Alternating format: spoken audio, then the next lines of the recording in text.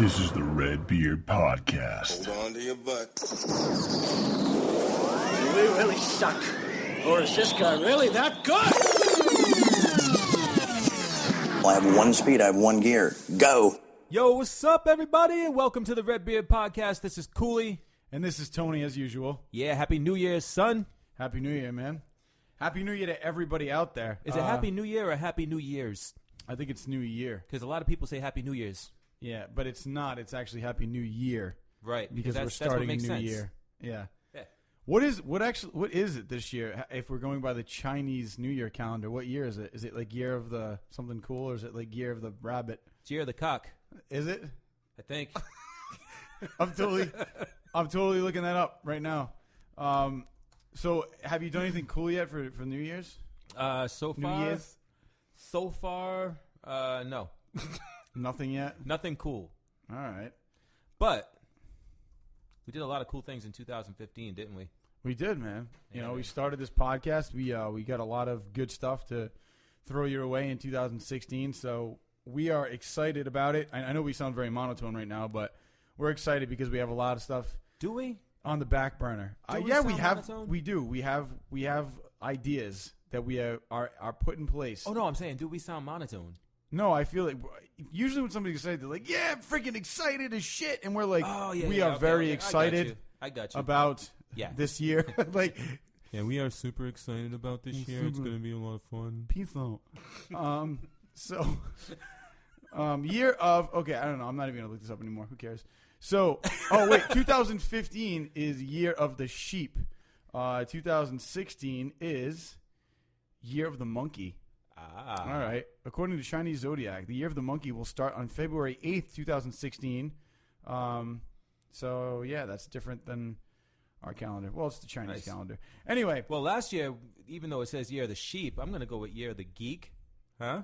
Oh, yeah, because it rhymes. Yeah? Yep. And say, holy shit. Fucking films, huh? Films. Dude, we have a ton of films to talk about, not only in 2015, but what's coming out in 2016. Yeah. Dude, the amount of shit that's coming out. And it's also leap year. I don't know if you knew about that. I didn't. What is that? I heard about that. I've never understood. I never understood the concept of leap year. Do you? I know that something like you get like another day in February or some shit. Like we can, just to confuse the shit out of people. Yeah, I never understood like what leap year is. So apparently, leap year in 2016 puts February 29th back on the calendar. Yeah. Yeah. So we get an extra day. Yeah. Yeah. It's cool. Fucking great. Yeah. I need an extra day in February to get all my shit done. It's like, oh, I got another day. It's kind of what happens too. Like, what if on February 28th you were like, oh man, rent's due in 2 days, and then you're like, oh shit, it's due in 3 days. Like, I don't know, dude. I just kind of look at my calendar and I don't really know. That's the end of the month. All right, cool. Anyway, so we definitely have a lot of movies coming out, due this 2016, man. There's a ton of stuff. So movies to come. Think about this, man. These are some of the movies that we have coming out in 2016. Are you ready for this shit? Yeah. All right. So we're looking at, obviously, Batman vs. Superman. We're looking at Star Trek 3, Assassin's Creed, which I'm like excited as shit about, Deadpool, Bourne Identity 5, Civil War, X-Men Apocalypse. Right. Oh my God, dude, what else? They're doing a Far Cry movie, Homefront, Street Fighter, Horizon, Doom, Gears of War, Mass Effect, Star Fox. Star Fox? Yeah, they're doing a Star Fox, man. You didn't know that? Oh, that's right. I do remember. Yeah. Yep. Okay. Dishonored. Well, that's Dishonored. Actually, no, I'm sorry. Star Fox is coming out for the Wii. And yeah, no, I don't know why I said Star. I was trying to say like for the Wii, but I guess I forgot that. And no, it's for the Wii. It's not coming out for like a movie. Dishonored 2 is coming out. Also, which I think is really cool, is not only are all these movies coming out, but there's a really cool meme that I'm going to tweet, and it basically has all the movies, pretty much all of them that I just mentioned, plus some others. And below all of that, it has Michael Scott from The Office just yelling, "I declare bankruptcy." Because this is one of those years, man, where you're gonna have to go to the movies like every weekend. Yeah. You know? So I hope you put your lunch money aside. Yeah, my lunch money has been put aside, man. This is gonna be a big year for me, man. I feel like this is the year that people can like actually say, "Oh, I've done everything I need to do in life. Mm-hmm. My life is complete." Dude, a big part of my life is going to be complete because I'm getting married, man. April. Wow, that's this year. That is, dude. Oh, my God. And it falls between major releases, which means I can go. That's great. I can't go, man.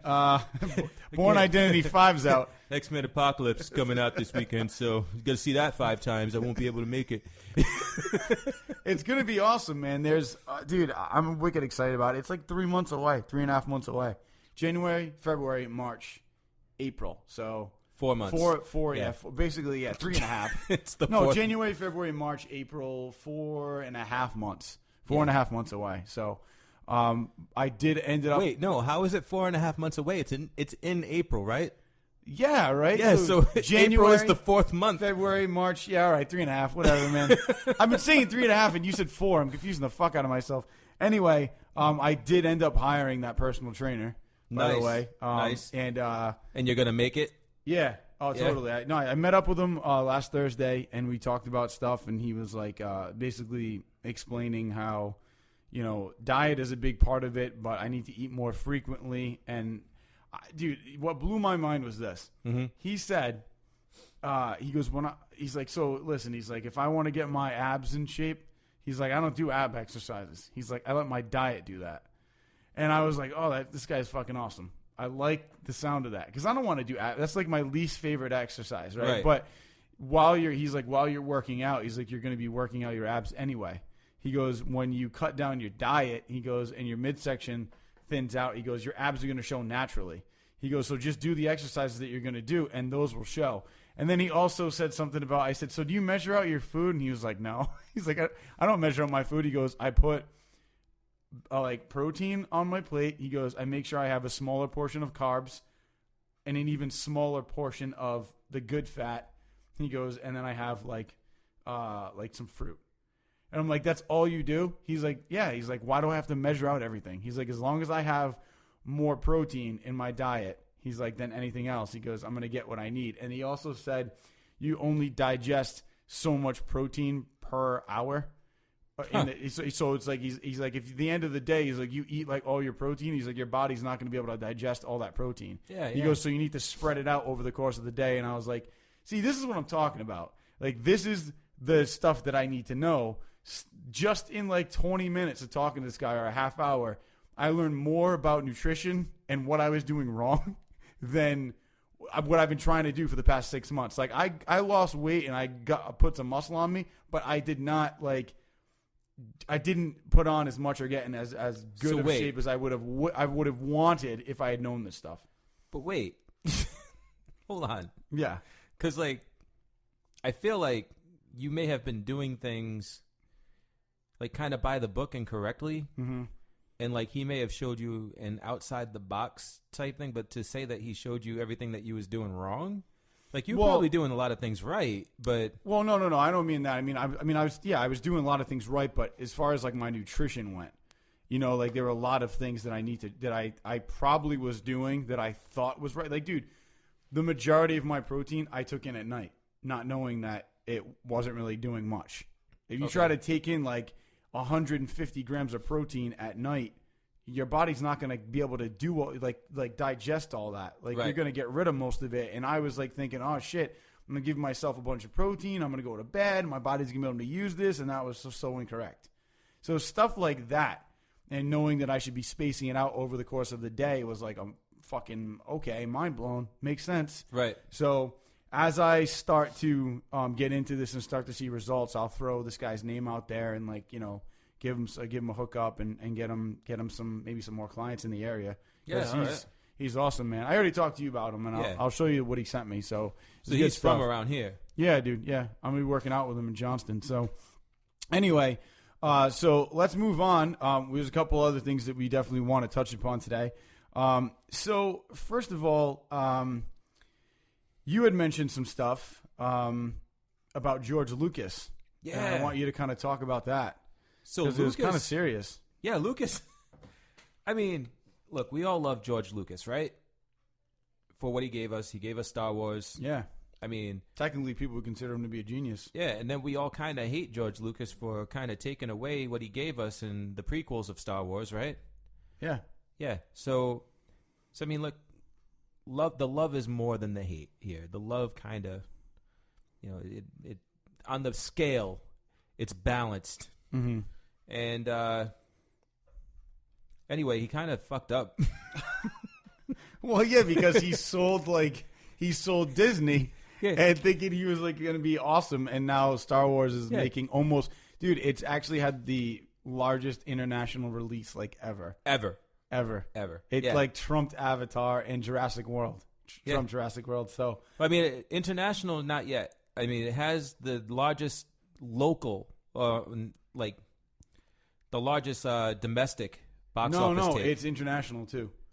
Well, no, because I saw a graph online yesterday, and it passed Jurassic World. Yeah? I'll check right now. Check it out right now, please, because I'm pretty sure it's domestic. All right, so go into what George Lucas said, though, because he did say this is funny. He was sitting down and he was talking with somebody about his about this whole sale of Star Wars to Disney and, his involvement in the new movie. And this guy was talking to him and asking him questions about what it was like, and he was like, "Oh, of course it was hard. You look at these things as your kids because I created them, and and he's going on about all that, and then he's just like, and I sold them to white slavers, right?" And he said it kind of under his breath, and the guy just kind of chuckled, and they laughed about it, but the guy, you could tell that the guy that was interviewing him was uncomfortable, and just kind of moved on, And Lucas was just like, yeah, well, I would have done things differently with this movie. Disney just wants to please the fans and, give you a retro movie. And I would have done a continuation just to kind of see where everything went with the story. And, he said, if I was going to do it, though, it probably wouldn't have been for another 10 years. And then I'm at 80 years old, and you never know if I'm going to be alive. And, so that's why I decided to sell it. And you could tell he's just bitter. He's just really, he's really upset with the fact that he sold it. And it was just, it feels like he made a premature decision before weighing all the options or whatever. Yeah. I mean, and I can understand that. I mean, dude, I'd feel kind of a little regretful if I sold my company for $4 billion and in the first 2 weeks, the movie made $1.5 billion. Right. It's a quarter of the cost of what you sold it for, and there's going to be 6 other movies.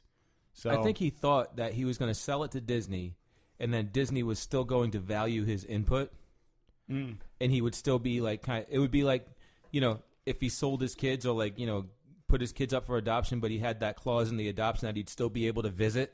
You know what I mean? But Disney was like, nah, you can't visit your kids. Fuck you. Yeah. These are our kids now. Yeah, you should have stopped beating them. Yeah, exactly.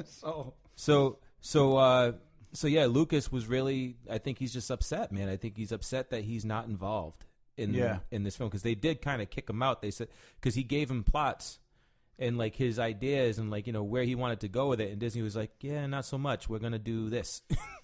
And Lucas was like, oh man, and he was like, fine. And he storms off and fucking go stomps his feet somewhere. Yeah. So I just thought that was fucking funny, man. Well, it is. I mean, it really is. I mean, he kind of put his foot in his mouth. I mean, and here, if we go back to kind of the all, domestic and this is actually with the inflation adjusted and what the international release values would be and the domestic. So okay. I was wrong. And this was recently updated. So I don't know what graph I saw, but it was probably incorrect. Some fan that didn't know what the fuck he was talking about. But Star Wars Episode 7, The Force Awakens, domestic was $740 million domestic. And then if we look at international, it was $770 million. worldwide is like $1 trillion. Then if we go up to